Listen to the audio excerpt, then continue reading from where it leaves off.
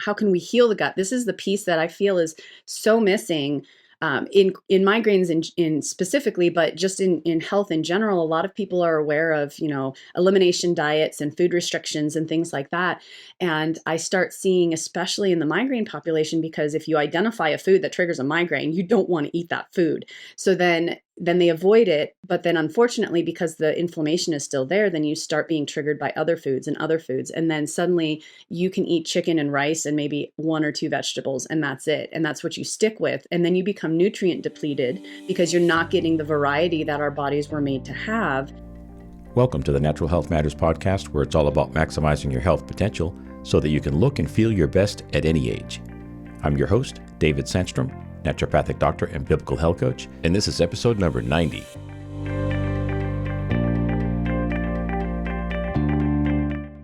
Today we have on the show Dr. Tanya Paynter. She graduated from the University of Washington with a bachelor's degree in cellular and molecular biology and a minor in inorganic chemistry. Before attending Baxter Medical School, she graduated in 2012 with her naturopathic medical degree and has been treating women with chronic migraines for almost a decade. She's the founder of Migraine Mastery, a 24-week online program designed to significantly reduce migraines and help women better manage their symptoms so they can get back to saying yes to life. Dr. Tanya, welcome to Natural Health Matters. Hi, David. Thanks for having me here. Well, I appreciate you taking the time. So, one of the things I like to ask my guests is, how did you get to where you are today, where you are helping people with migraines and you have your own practice? Most people have a personal story, so I'd like to hear a little bit about yours. You bet. So I remember falling in love with medicine in the fourth grade, sitting in my chair, learning about how the body has all these different things inside of it and just being fascinated. So that kind of started my journey towards medicine. But fast forward to when I was 16, I was involved in a car accident. I was rear-ended, and that kind of started my headache journey. And it started as just kind of intermittent headaches, and then it went to daily headaches, and then the migraines started. And the next 15 years were spent trying to find some solution to it.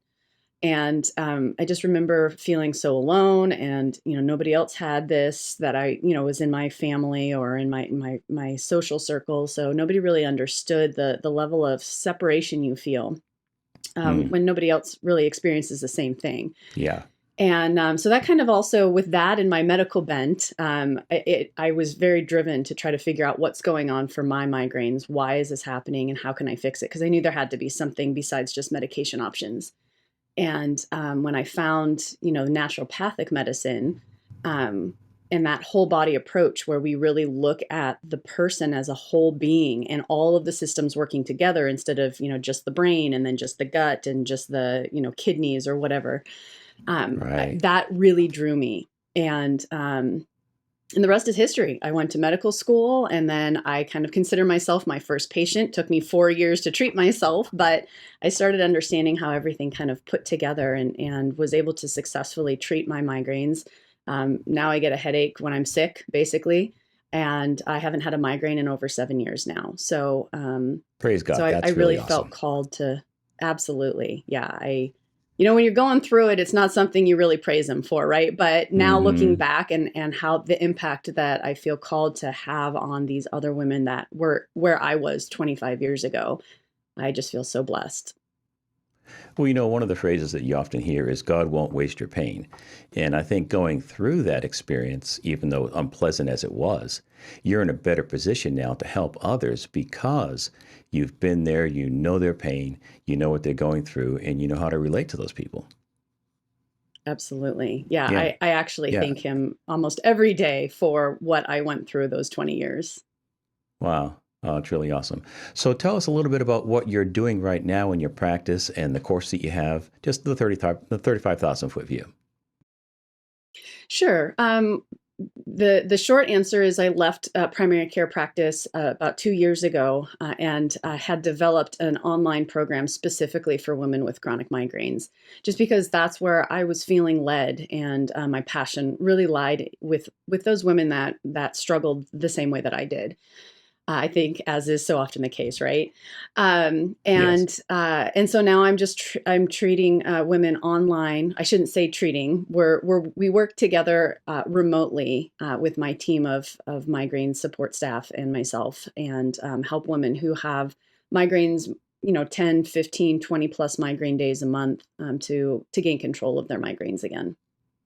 hmm So can you tell us basically your strategy? And I know that you're trained as a naturopathic physician, and I'd like to know. I have a pretty good idea, but for the natural nation, tell them a little bit about. Just speak to the idea of how a naturopath goes about even starting off with a patient that has 20 migraines a month. Yeah. Yeah, well, first of all, we want to use every tool available, right? A lot of people think that as a naturopathic doctor, you're very anti-medicine, and you don't want to do medications. And while it's true there are some medications that are not great, there are others that are amazing. So we want to make sure that we're using all tools, and then we approach things from a whole body perspective. And what that means is, there is so much research out there on migraines and all of the different things that contribute to somebody with migraines. So we know that there's some genetics. We know that there's neurotransmitter imbalances. We know that there's hypersensitive pain pathways involved. We know that there's some cellular dysfunction that's happening that's contributing. And I can list, I have a list of about 50 or 60 different things that research has shown is connected or correlates with an increased migraine pattern. So I've compiled all of that over, the last decade of treating women with migraines, and really started to understand kind of the big picture of what's going on. So we look at hormones, we look at the neurotransmitters, we look at how the genes are functioning. There's a lot of lifestyle stuff that we need to learn because we live in a very toxic world with a lot of chemical exposures, a lot of synthetic fragrances and cleaning products and things that we just don't really think about because it's just how we do stuff. But Right. somebody with a migraine body has to be a lot more aware of those kinds of things. So we really help our clients to understand, all right, what are they being exposed to that's not helping their situation, but then also evaluating their biochemistry to understand what is out of balance across the entire body, not just, as I said, not just endocrinology, not just gastroenterology, not just neurology, but all of it, and then putting it together in a particular combination for that individual, understanding that they're not all going to have the same issues, but they have their unique collection of issues. And we need to figure out what those are for them, whether it's a hormone, neurotransmitter, and genetic imbalance, whether it's a detoxification and nutrient depletion issue. We have to figure out that unique combination for that individual. And that's one of the reasons why migraines can be so hard to treat, is because it's not a one size fits all thing. It's a very individualized understanding of that person's imbalances. Yeah. So has it been your experience that most of the patients that come to you, they've been to a medical doctor and been on some meds and it hasn't worked, and that's why they find themselves in your office? Has that been your experience?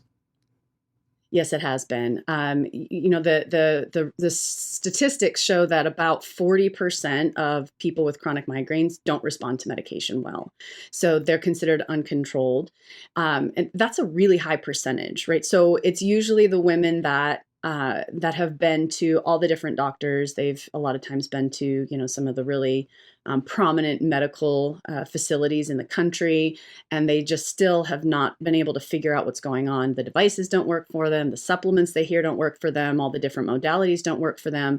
And it's a matter of putting all of them together in a specific combination for that person. But it takes some investigation work, right? We need to really dig deep to figure out what's going on with their body and working on adjusting things for them. Right. The functional or holistic practitioner has to put their detective hat on and do a little detective work and find Absolutely. out where's the root here, not just treat symptoms, which is appropriate at times, right? If someone's really, really suffering, they might need some Absolutely. symptom relief. But over the long haul, we need to look at holistic principles. And I wrote a book called The Christian's Guide to Holistic Health.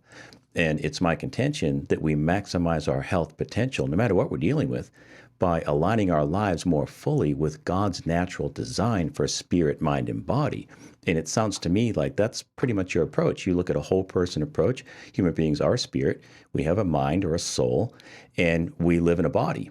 And when we start to look at a comprehensive approach to healthcare, we can't afford to ignore any part of a human being. They're all important. Nutrition and exercise and sleep, they're all important.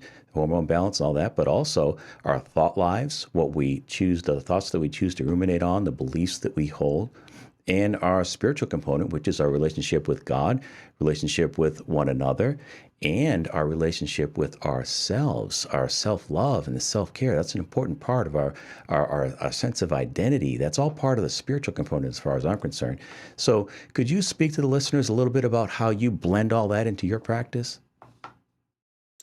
Yeah, I agree 1,000% with everything that you just said. That's actually one of the components that we focus on, is that kind of um, trichotomy of body, mind, and spirit. So Yes. everybody knows kind of the physical stuff, right? That's kind of the bread and butter of medicine. And I think that we're starting to shift more towards the mind and the spiritual part, more so the mind. But the research behind the spiritual part is coming in as well. Like there is a ton. There's over 3,000 research articles on spirituality, religion, and chronic pain, and healthcare related issues. And so we're starting to kind of develop that as well, which I think is amazing and is something that we should have been doing this whole time.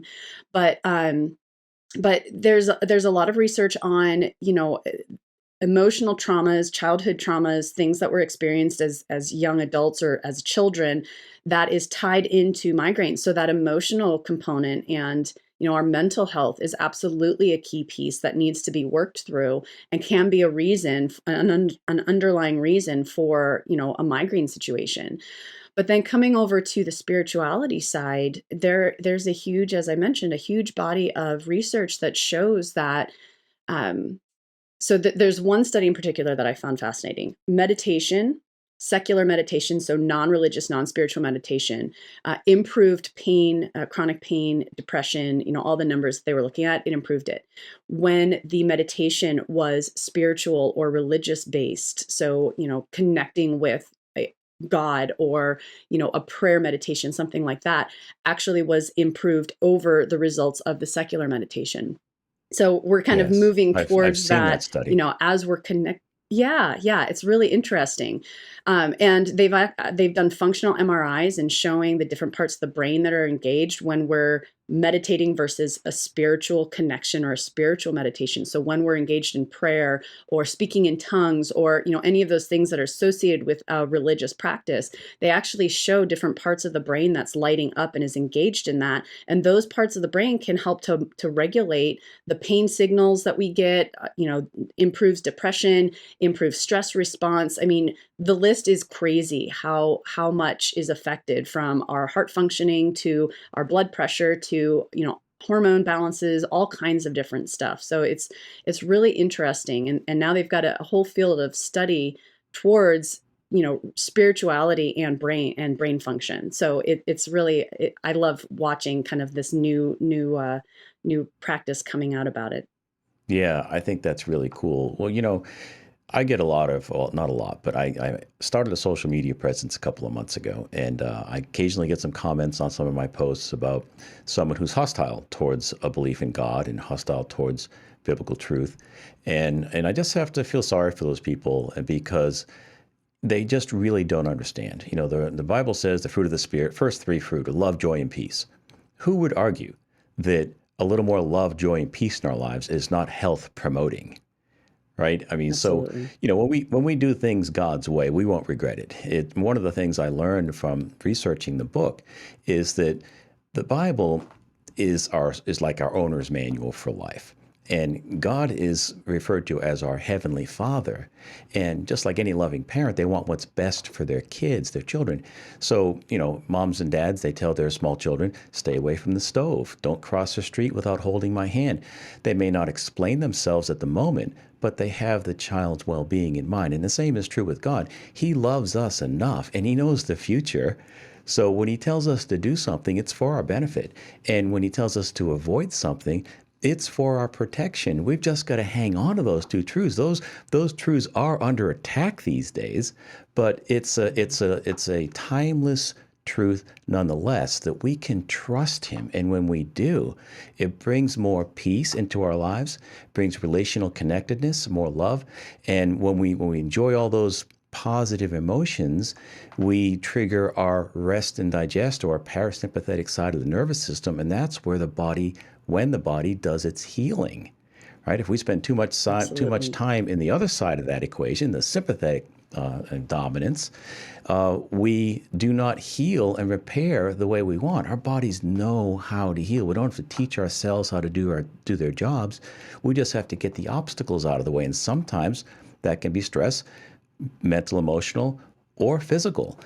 So, if you could, let's talk a little bit about some of the physical stressors that you identify with people, some of the gut-brain connection and that type of thing. Yeah. So, in the way that we approach migraines, I've kind of identified 8 major focus areas. And so, one of the first things that we look at is diet and gut. Those are kind of the very basic foundational, really, of any health journey, right? And I'm guessing that's not going to be a surprise to anybody listening.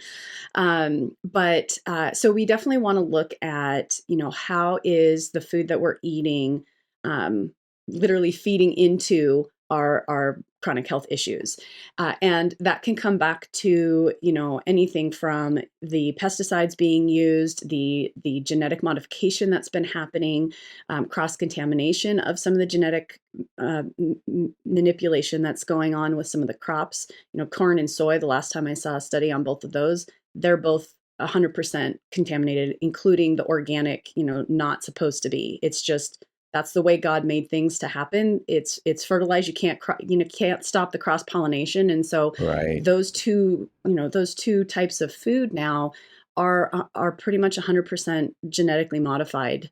So there's a lot of stuff that is causing inflammation in our gut, and that translates to inflammation in the rest of our body. And then we have to take a look at that gut brain connection.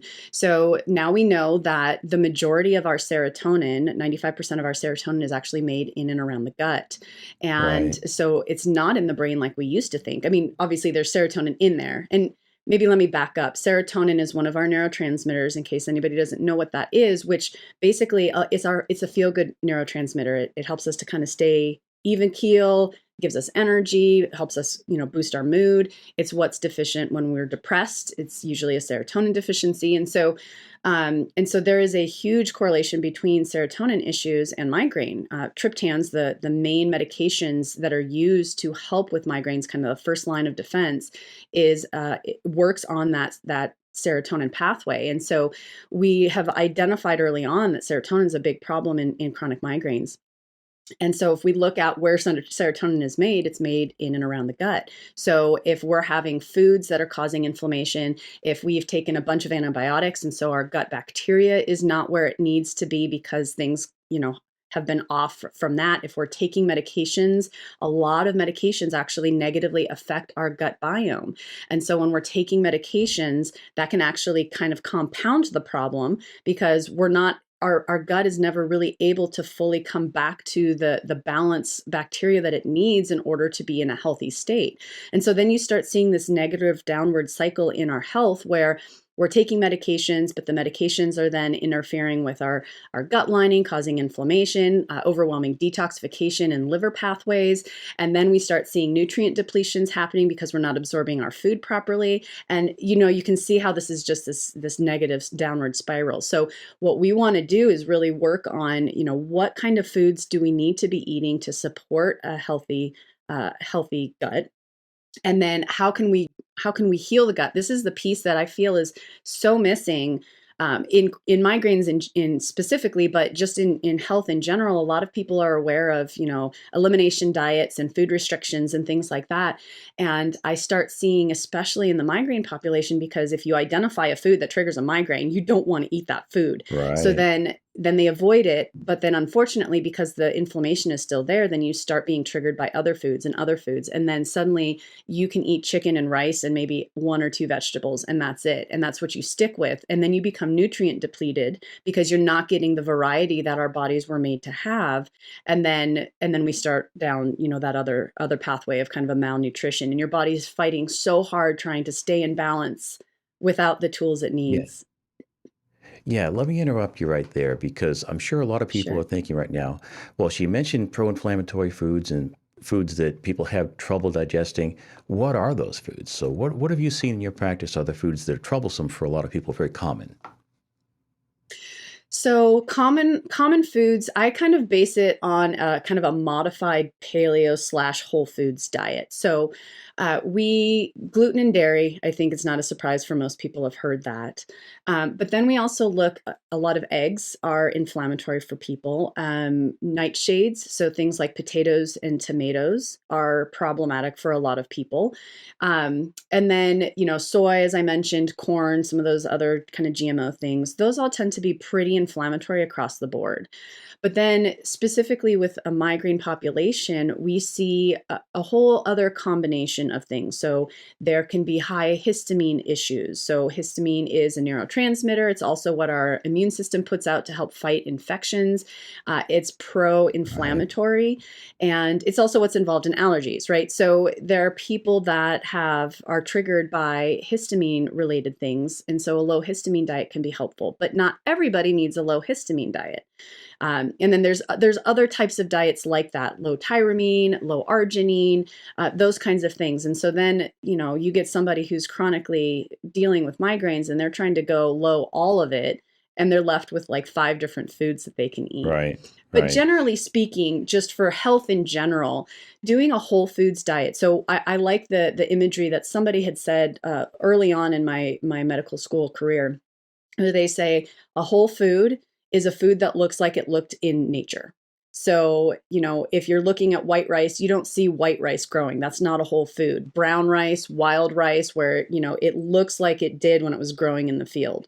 An right, apple, just a whole apple is a whole food, but applesauce is not. right. So if you kind of look at it from that perspective and kind of just intuitively what looks like it used to before it was picked or taken to the market. And those are the kinds of foods that we want to be eating: tons of vegetables, tons of fruits, grass-fed, free-range, happy cows and chickens, right? Ones that enjoyed their lives, not somebody that's stuck in a stall or in a huge corral with 1,000 other animals.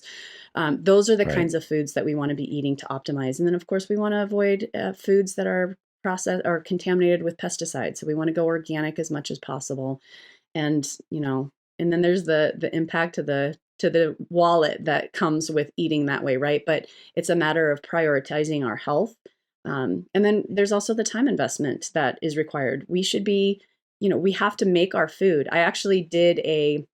I do a study in my local church with people to kind of look at how the Bible is a guide to our health, and there is so much in there. And one of the things that we did last month was talking about how eating healthy isn't easy.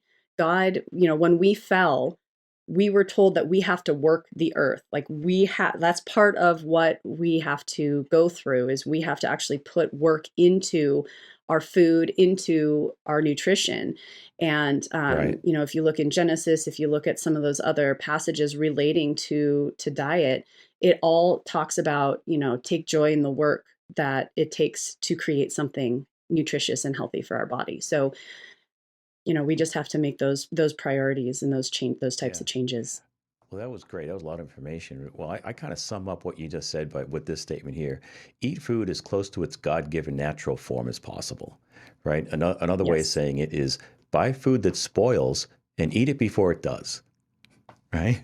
Yeah. So Yeah. Right. if it's in a box or a package, it's suspect. When people get into, well, let's learn how to read labels. Well, yeah, you should read labels, and I do that. But it's not difficult to read a label on, as you said, an apple, right? A single ingredient Yep. food. We don't have to read the ingredients list. We know what's there. It's an apple, or it's a carrot, Yep. or it's beef. It's a top sirloin steak. We know. And as you said, if you're practicing the good food choice habits, you're eating a grass-fed animal, pastured, living a healthy, happy life, and they provide a very, very high-quality, nutritious form of food for us, very nutrient-dense, which is what we're after. So you Exactly. mentioned earlier, and I interrupted you. After we eliminate, kind of taking the fuel off the fire, so to speak, eliminate the foods that are bothersome, then you work on healing the gut. So let's talk about that a little bit. Mhm. Yeah. So now we're looking at, okay, we're starting to get the foods that are going to feed the good bacteria. And then we can start doing some, more targeted support. So what that looks like, there are certain nutrients like glutamine that can be very helpful. There are certain herbs like slippery elm, marshmallow root that are very soothing and healing to the gut. So we can kind of start a protocol where we're working on foods and teas and things that can really help to heal the gut up. And then of course there's supplemental options to kind of really get those bulk doses in. And then we also need to look at revisiting our gut biome. So what bacteria is in there? A lot of times, especially if we've had a long use of antibiotics, then we've got a lot of yeast strains that are in there that can be pro-inflammatory. So the good bacteria helps to kind of crowd out the yeast. So that's one thing. There's a kind of new emerging evidence of something called SIBO, small intestinal bacterial overgrowth, where bacteria from the large intestine is migrating backwards into the small intestine, where it's colonizing too much. And in your body, we shouldn't have a lot of bacteria in our small intestine. So when that happens, our body sees that as an infection, and that can lead to a lot of kind of IBS type symptoms. And we're starting to really see a correlation between IBS and this SIBO infection. So if anybody has any issues with IBS, make sure you're tested for SIBO. But there's also a big Hmm. connection between SIBO and IBS and migraine as well. About 54% of people are diagnosed with both. That's a pretty high percentage. So we Wow, know that that's the really gut, high. again, is highly, it is. So that's something else that, is really important when it comes to that chronic pain piece, as we've been talking about. So we want to make sure that we're supporting that gut biome with good quality probiotics that we can add in. Now, the research has shown that the general probiotics that we thought were helpful, the lactobacillus and the bifidobacterium and things like that, they are helpful while you're taking them, but they're not changing the gut biome in the way that we thought that it did. So when people are taking the supplement, they're seeing benefits, but when they stop, they kind of revert back to where they were. That's what the studies are showing.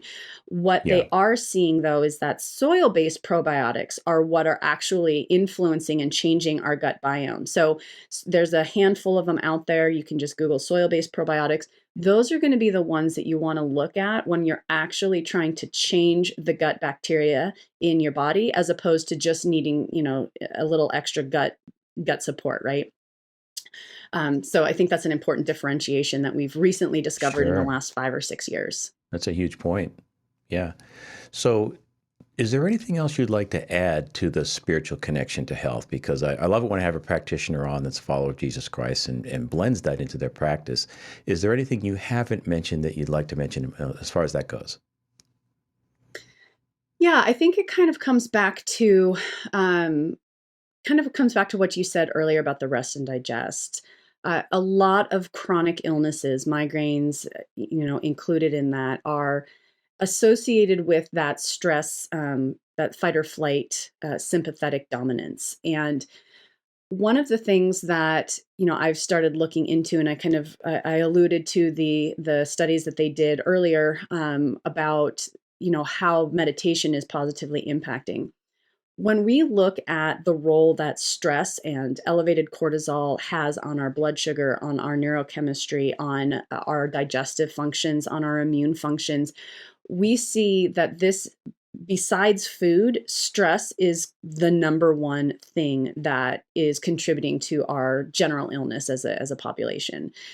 And so when I think about stress, sure, everybody throws that around. Well, what does that exactly mean? I mean, if we know a lot about how it's affecting our body, but what do we do about it? Because we live in a world where we're constantly plugged in, we're constantly connected via phones, we're expected to respond to emails and text messages within within the hour.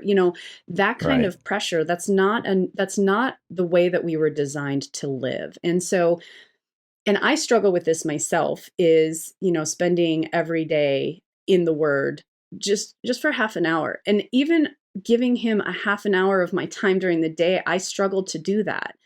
So I think that when it comes back to just kind of connecting our health with our spirituality, is really evaluating our own priorities and what we're putting ahead of God, putting ahead of our own religious and spiritual practices.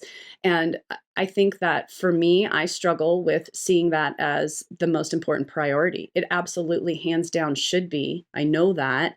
I don't always follow that. Mm-hmm. And so I think that really just starting a conversation around what that looks like, sitting down and thinking about it, praying about, how can I incorporate the Lord more into my everyday? Because I find that on the days that I start out reading and praying for just 15 or 20 minutes, I am so much more focused, so much more relaxed, and less stressed. And I tend to come back to Him in prayer throughout the day and checking in with Him, which then lowers my stress as I continue to move through. It's really amazing. I've started kind of, observing this in my own habits. And so I start to see where if we can just really start to make this a true priority, a true goal of allowing ourselves that time to be with Him, that we actually, like, our whole day, the trajectory of our whole day will change. And I've started becoming a little bit more unplugged. I've started engaging with my family more on the days that I do that, and being much Great. more present. So yeah, I Yeah, think good that for would be you. just another, yeah, big thing. Yeah, thanks for sharing that. One of the things I've been studying lately, as of late, is that, as you just mentioned, when we start our days off that way, uh, nurturing our spirit, then our thought life, or our minds, or our souls will come in alignment with our spirit that's connected with God. And it's our minds that animate our brains, an organ, and our brains run the bodies. So if we start off properly with the spirit alignment with God, our mind will come in alignment with our spirit, and our body will come in alignment with all of that. And that's when we really start to see the magic happen.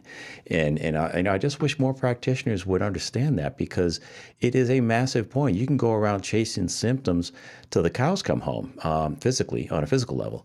But if you haven't addressed some of these spiritual and mental emotional aspects, you're going to have a hard time getting over some of this stuff, or recovering, and really walking in that vibrant health and vitality that you should be, that you're genetically capable of, which is really a huge point. Before we wrap things up here, Dr. Tanya, I'd like to talk a little bit about your migraine mastery program. So I know that's something you're heavily involved with right now. So why don't you speak to us a little bit about what that looks like and how you got involved and that kind of thing? Yeah. So when well, let me back up. In 2019, actually 2018, I was just scrolling through Facebook one day and I clicked on an ad, which I never do. And within a half an hour, I had purchased this course on how to make an online course. And I'm like, okay, I don't even know why I did this. Very clearly, it was a pull. I was being called. So I said, okay, well, I'm game. And I sat down and tried to decide, well, what do I want to do a course on? What am I creating here? And over the next, 2 to 3 years, I found my purpose, right? This is what my entire life up until now has been geared towards preparing me for, and doing, God's work with this group of people. And so the program itself is it's a 12-week course that takes women through all the foundational things that we need, that we have science on, that we know negatively affects our bodies and contributes to migraine. So again, as I talked about the 8 areas of focus, there's the hormones, we look at the diet and gut health, we look at neurotransmitters, genetics, the mental, emotional, spiritual components, and detoxification. So there's those 8 areas, and they basically are going through and addressing all of those in a very structured way. Then I mentioned that migraines are not just a one size fits all, right? So then the next 12 weeks, for those that choose to work with me and my team, we actually dive deep into what they've noticed as they're continuing through that program, what they're observing about their migraines, starting to understand how diet is affecting them, how supplements affect them. That all gives us information, picking out patterns that we're seeing that gives us information about their migraines. And then we start really honing in on those problem areas and then individualizing that plan for the next 3 to 6 months, and helping them to kind of rebuild their health and bring them back to balance. And so that's essentially what the program does. And we're seeing about a 91% reduction of migraine days on average through the clients that work with us That's and incredible. complete the course. Yeah. Yeah. Yeah, that is really good. Now, a couple questions. Did I hear you right? Did you say it took you 2 years to put this course together? Yeah, I'd say that's about right. I started in 2018 and I was ready to enroll my first client in the beginning of 2020. I was Wow, also that's a working lot of full time work. at my clinic as well and raising a 2 and a 4-year-old at the time. So it took me maybe a little longer Okay. than it would Yeah, otherwise have done, but I get that. I get that. Yeah, it took me 5 years to write my book, but it was kind of an on and off thing. I wasn't full yeah. time on it for 5 years. But so also, I wanted to understand this. So it's not just a course that people sign up for and they're off on their own and off and running. You work with the clients as they go through the program. Is that correct? We have both available. We have just the foundations course. So if they have an awesome team, a doctor and practitioner team at home that they can go to for support and help going through some of the labs and interpretation and applying that to them, then the foundations course is great and they can kind of do it at their own pace. And then for those that have a bit more of a complex history or they've already exhausted all of the knowledge that their doctor team or their team has, then they can choose to work with us through the program, and then and we're there, kind of essentially walking right next to them the whole way. I got you. I got you. That's really, really good.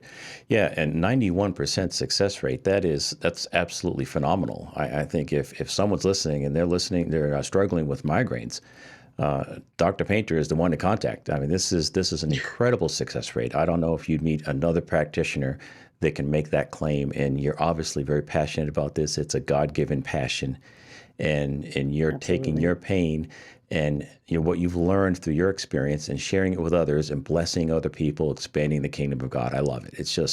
That's just really, really, you're hitting a home run with this. I love it. Well, I can't take the credit for it. It's all from him, and I just feel so blessed to be a part of it. Very good. So before we go, what is the most important thing you'd like people to take away from this conversation? What would you like people to remember from what we talked about today?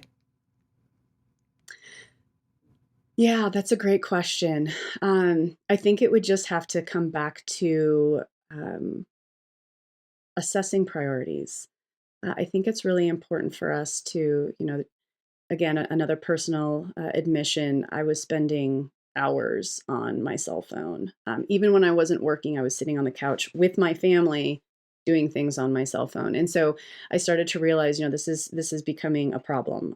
When I was not on my phone, I was wanting my phone. And so I think that when we kind of take a step back and prioritize, um, there was something about guilt for me if I wasn't actively doing something. I felt like I was being lazy. I wasn't working hard enough. And I think that it's so easy to get into that trap of, must do all the time. So after my kiddos ended school for the year, we went on a week-long camping trip and I didn't touch my phone once. Actually, that's not true. I did touch it a couple of times, but by and large, it was off. And I just engaged the whole time in a regular old book and my family. And that was my week. And it was the most amazing week I've had in a very long time. Which when I came back, I just really started to reassess my priorities. And, do I want to be spending 12 hours a day in front of my computer working? Or do I want to spend 6 hours a day working and then the other 10 or whatever with my family, enjoying the summer and making that a priority? So I've gone through a lot of emotional shifts just in the last, month myself. And that really kind of has driven home to me the importance of just really, again, making God a priority, making your family a priority, being present and not feeling like you have to go 100 miles an hour all the time, because it's okay to sit and put your feet up for an hour or two a day, Like that's healthy. It's a good thing for us to do. So just kind of realigning that assessment of our day and understanding where we're choosing to put our time. I love it. That's a great reminder. Thank you for that. I really appreciate. I needed to hear that. That's really good stuff. So, Dr. Painter, how can people get a hold of you if they want to get in touch with you? What's the best way? Easiest way is probably my website, migrainemastery.org. I'm also on Facebook, so I have my Migraine Mastery business page, and then also a free group for women with chronic migraines called Migraine Mastery and my migraine support group. And then I'm also on YouTube if you prefer to watch videos at Migraine Mastery, a migraine-free life. Awesome. Thank you so much for your time today. I appreciate you being here. It's been a wonderful conversation. Thanks for having me, David. For more, go to the show notes page at davidsandstrom.com/90. There you can find an audio as well as a video version of the podcast, and I also include a full transcript that's downloadable and some type of a content upgrade for each episode to help you go deeper with that subject. If you're enjoying the show, I sure would appreciate you telling somebody about it, and I think they'll thank you for it. Just remind them that you've been enjoying this podcast and you believe they might get something out of it as well. Remind them that it's free. And if they don't know how to subscribe, just ask them to hand you their phone and you can subscribe for them. And I sure would appreciate you help spreading the word. It would help a lot. That's it for now. Thanks again for listening. I'll talk with you next week. Be blessed.